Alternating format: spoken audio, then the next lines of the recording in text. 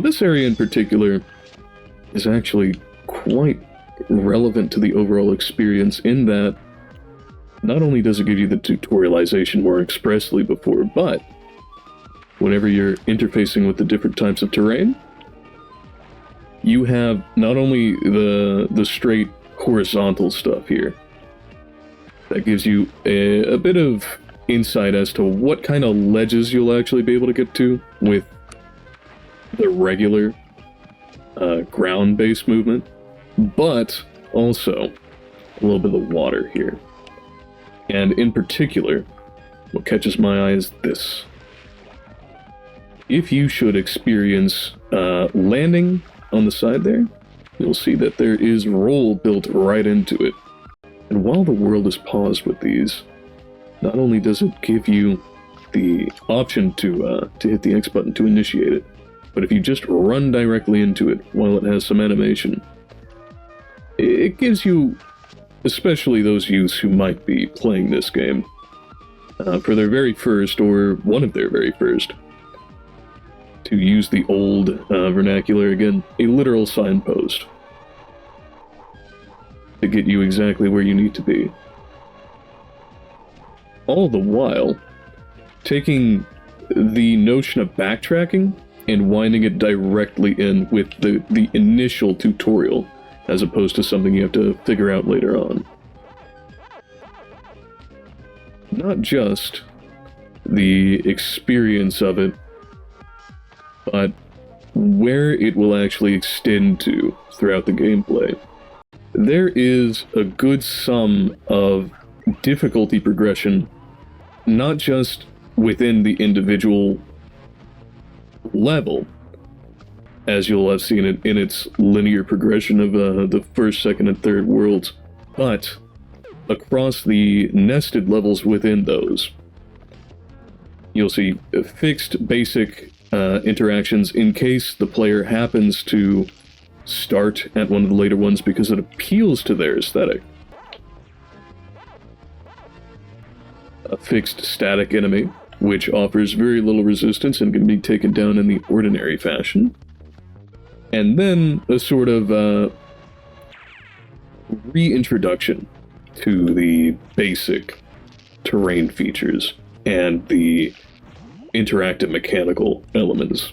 And another little feature, there's consistency, constancy across the main game itself and these little mazes proper. That manifests as not just the points that you pick up from the playing of it, but also the lives and the sections of health that you get. That gives a lot of weight to even these little minigames, which otherwise could feel entirely optional and very much like a departure from the Prime experience. But this resolves that here, and I think I'm gonna perish, unfortunately.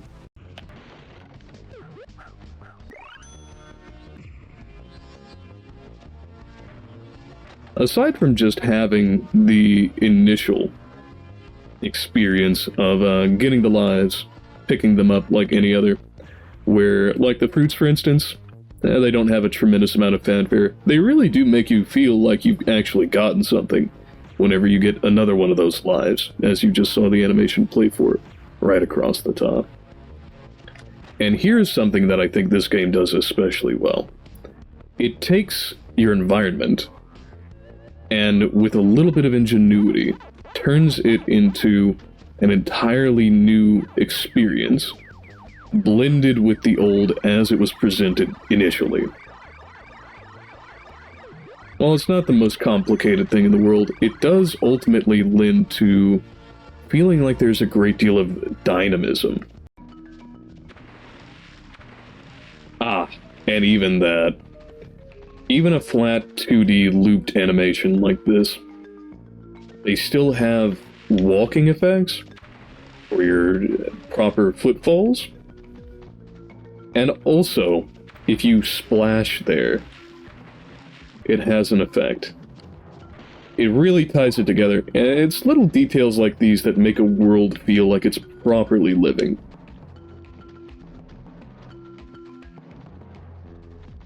While the sound effects for walking in water do not change, if you take a listen to them very carefully, while they do sound dry, it's not distracting or overt enough to really pull away from that, especially with your entry into them whenever you're bouncing. Now, this is another little bit that I think is worth commenting on, although it is only used in this level to my recollection. Being able to traverse, especially vertically, through as simple as a door, where there might otherwise need to be some alternative method of getting up, like the coarse means of bouncing up blocks or taking one of the little pellet lines up, which makes it one way. If you fall, then you fail.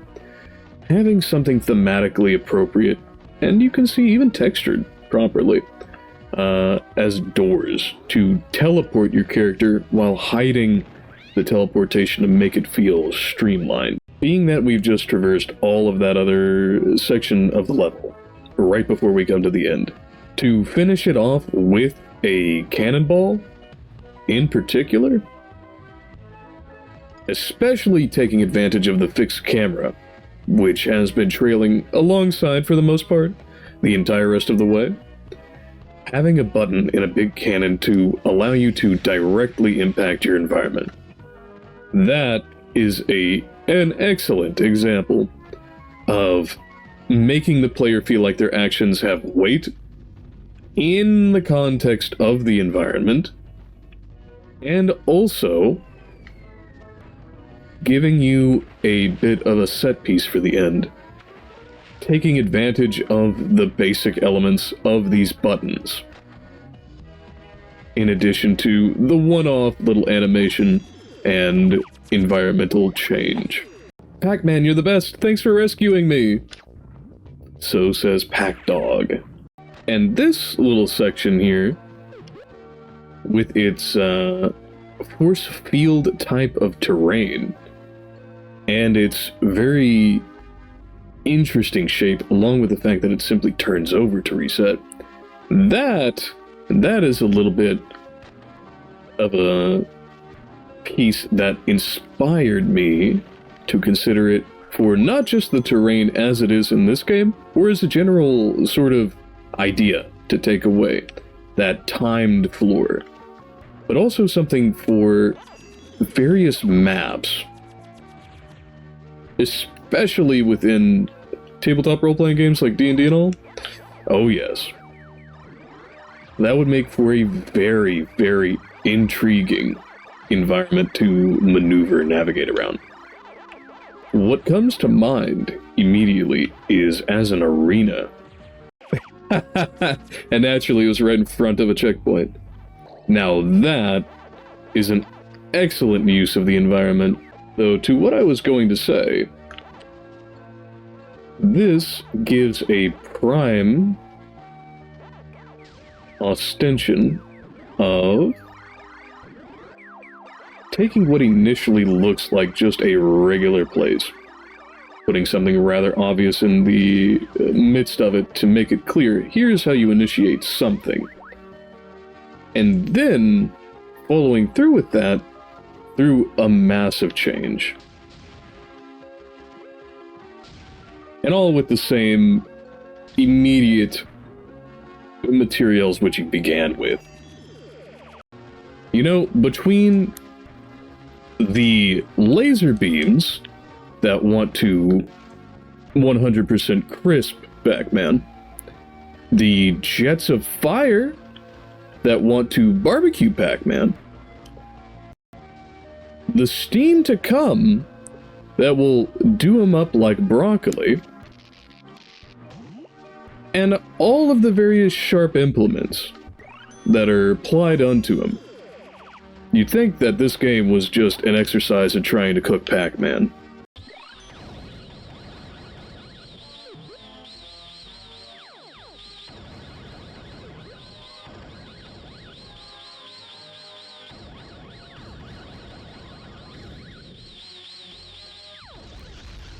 And there we go. Not so far from what I was saying earlier. Not only do you have the good character design, or monster design in this case, but you've also got the great integration of it directly into the environment. Directly into the terrain that you were just crossing. And it does so entirely seamlessly so that, unless you are already familiar with the game, you will have no idea until it happens, and that moment can blow you away if you're not prepared for it. A lot of people are not familiar with the ways that a mirror is made in games, and almost 0% of the time, as far as I know, unless you're looking at the area where you can have something like ray tracing or a direct physics model for lighting, well, you've got something like this, where they have to take the world itself and in some form or fashion mirror it in the game. Double.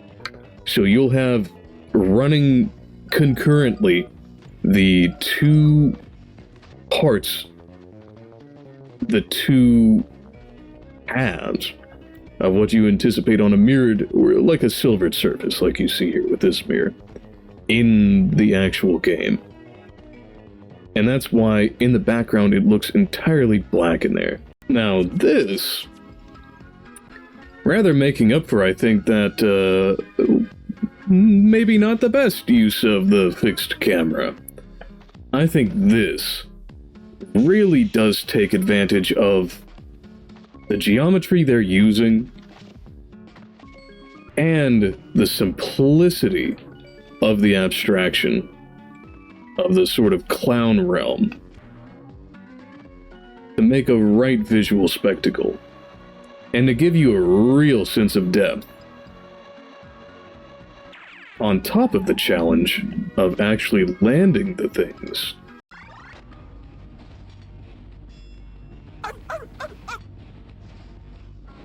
Man, that almost turned into an industrial accident. Now there's a little trick I think could be taken note of. Where there would otherwise be the need for some kind of physics simulation in these, instead, for these obstacles of the drill heads, all they did is take a polygonal mesh and rotate it around to create the illusion of motion throughout the entire column. Oh, this is hands down an OSHA violation.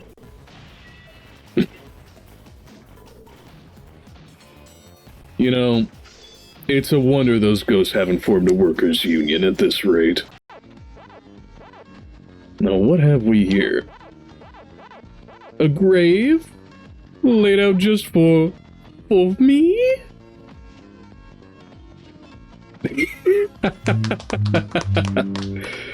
You know, I guess it's not Pac-Man's time.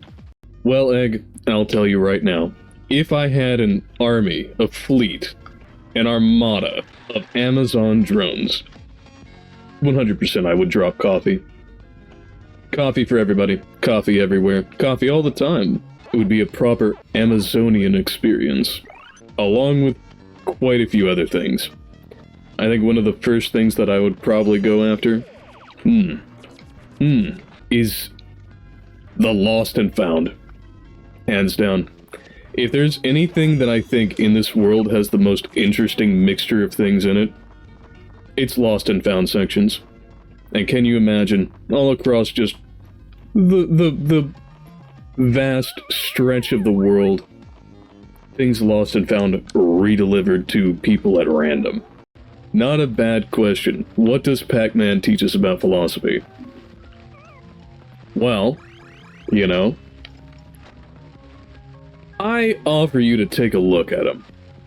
Look at that big grinning grin. That chuffin' happy face. Despite being out here in the pouring rain, in the absolute midst of ghosts and ghouls and skeletons, in all of the grimness that abounds in this realm. He do be staying happy though. He bounces up hills, he falls down depths, he rev rolls forward no matter what. I think this creature is a perfect message in the Sisyphean vein. When there is a boulder to roll up the hill, mustn't you imagine Sisyphus happy? We did see what ultimately I think this game represents best. A very simple set of elementary parts that make a whole set of assets. The mastery of those assets in how it is applied and in its application, a proper set of themes which it manifests into the form of.